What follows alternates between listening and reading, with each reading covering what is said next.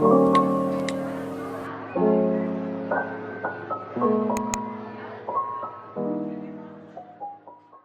guys, welcome or welcome back to my channel. If you're new to this channel, hi, my name is Mwaba and I'm here to chit chat with you. If you're a returning subscriber, thank you so much for coming back. As you can see from the title of this video, today we're going to be talking about the do's of growing long and healthy hair. These are things that I actually want to incorporate with my hair routines as well, because obviously I am trying to also grow my hair and to have thick, healthy hair. So these are things that I found when I watched a certain video on YouTube, so I decided like I should share. And if these are things that you're already doing, continue doing them because they will definitely help with your hair growth. For starters, you definitely want to use an oil. Oils can be used for a couple of things. You can use your oil when you're massaging your scalp, and last week's video where I was talking about scalp massages, so scalp massages require you to use an oil.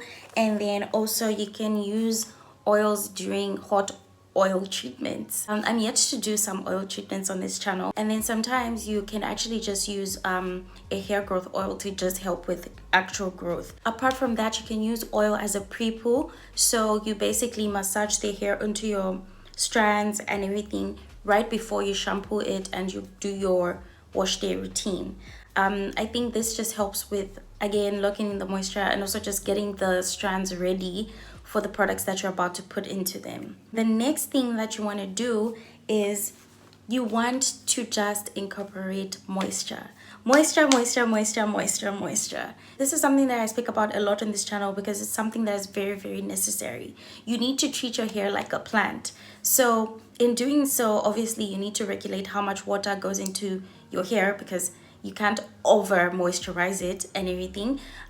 So you need to actually understand your hair so that you can be able to tell like, okay, does it need a lot of water or does it need just a minimal amount of water? My hair is very thirsty, if you can say, because what happens is it dries so quickly. So I can literally drench my hair in water and it will absorb that water so quickly that it's going to dry quickly. So because I have that type of hair, I need to constantly moisturize it, especially when I'm working with it, so that I don't end up breaking it. Now, this is something that I struggle with because sometimes I just don't want my hair to be wet because I want to achieve maybe a hairstyle like this. If I had to wet my hair or spray some water, it would literally be like this.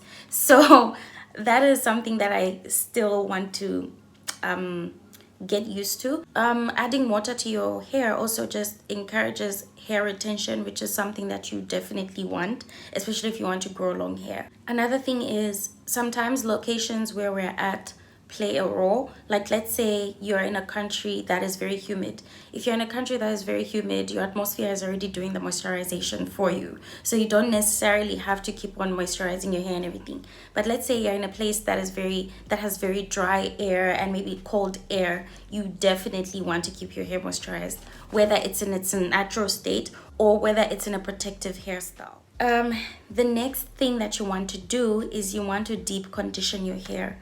Deep conditioning is something that I rarely do, but I want to start doing. This is something that definitely helps with improving the moisture in your hair and also avoid breakage, because if your hair is not dry, it won't break as much as when it's dry. Deep conditioning can be incorporated during your wash day routine. Add the conditioner to your hair, cover it up in a bag or what do you call that, like a shower cap or whatever. Sit around, watch your stuff, study, do whatever it is that you have to do for a couple of hours, and then rinse it out. Sometimes you can even get the deep conditioner in stores already made and ready for you, so you don't have to do all those like homemade deep conditioning regimens and stuff. Yeah. Next thing that you want to do to help your hair grow is protective styling. People sing about protective styling all the time, and I know some people will tell you that protective styling will just damage your hair, blah blah blah blah blah blah blah, and I understand that, it makes sense.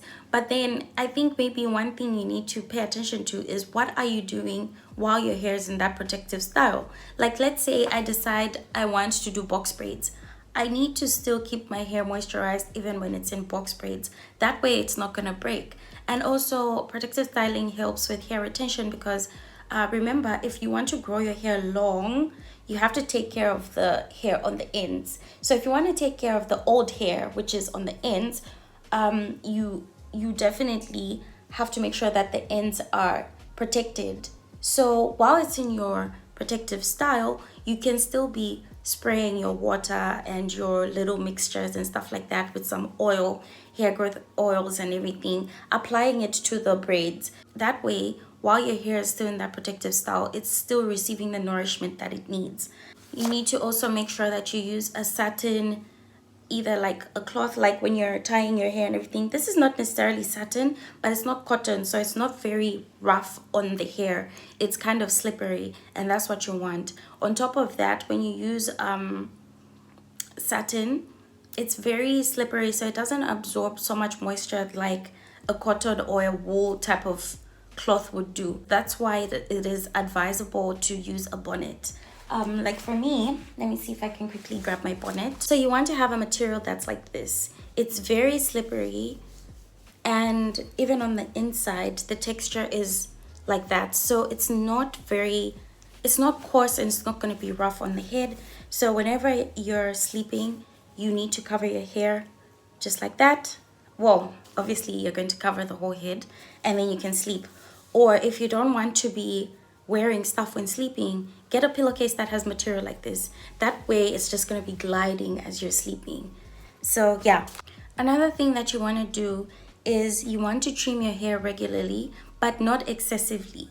So if you want to trim your hair, this is going to help reduce the amount of, like, how can I explain this? Like when you get split ends, when you trim that split end, you're reducing the chances of the split end traveling down your hair.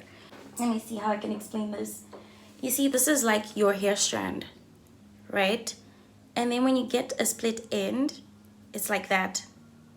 So when you trim this and you get rid of this thing, you're avoiding the split from traveling all the way down to your hair follicles. Because once it starts to travel down like that, it just weakens the hair, and then you start to realize that your hair is not growing. So remember, this is your strand of hair, and once it gets a split end, you want to get rid of it so it just doesn't travel down. Yeah, that's what I was trying to explain. So trimming can be done maybe after 3 months, or after 6 months, or even just once a year. You don't have to trim your hair every month. You only trim when it's necessary to do so. Another thing that you want to do is to watch what is going inside your body, because what is going inside your body will reflect on the outside. So if, like, let's say you want good skin. When you want good skin, people always talk about drink water, watch the things that you're eating. It's the same thing as with hair. So whatever's on the inside will reflect on the outside. The last thing that you want to do, and I feel like this is the most important before you even incorporate any of the things that I said, the last thing that you want to do is to learn your hair. Learning your hair will help you identify what products work better on your type of hair. Because remember, what works on me might not work on you. An example that I can give is gels. Like, let's say I want to slick my hair. The way it will work on me is not going to be the same way it will work on someone else who also has type 4 hair, because our thickness differs, our coarseness differs. So obviously, if we're using a certain product, it might not work the same. So learning your hair through trial and error methods is the best thing that you want to do. But also, just be careful the things that you put on your hair. You don't want to damage it in the process. So research, and also trial and error. Because there's no learning without mistakes, right? Because once you see like, okay, this is not working for me, why don't I try this? That is you learning and you practicing good hair remedies and good hair routines for your type of hair. So yeah, that's about it, you guys. I really hope this has been helpful. I myself, I am ready to incorporate the stuff that I mentioned to you, because I am also learning. I am not an expert. I am also just trying to see what's going to help me grow my hair. So I'm coming to you to speak to you so you can also learn a thing or two from me, and we can learn together, because I don't want to be progressing on my own. I can't leave you guys behind, so I can't be keeping these little things to myself. So yeah, I hope you guys enjoyed it, and if you did, don't forget to do the things that I asked you at the beginning, but I'll repeat it anyways. Give this video a thumbs up, subscribe to the channel, turn on that notification bell, and leave a beautiful comment down below so we can interact. Thank you so much for watching this video to the end. I'll see you in my next one. But for now, please do me a favor and continue loving your crown. Bye. Mwah. If you're not following me on Instagram, make sure to do so at mcm_muya and come back for more videos. Okay, bye. For real this time.